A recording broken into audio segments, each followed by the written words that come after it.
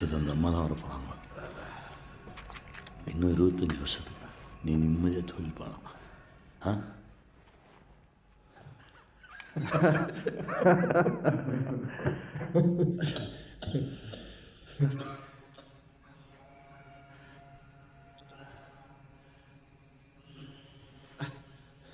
டேய், பெரிய மட்டை வச்சுக்கிறோம்.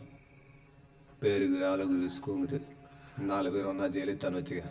உள்ளே வச்சு சாப்பிட்றானோ. ஆனால் 2 பேர் வெளியே இருப்போம், 2 பேர் ஜெயிலில் இருப்போம். அந்த கொலையோடு அவங்களுக்கு இருந்த எல்லா பிரச்சனையும் முடிஞ்சதுன்னு அவங்க நம்பினாங்க.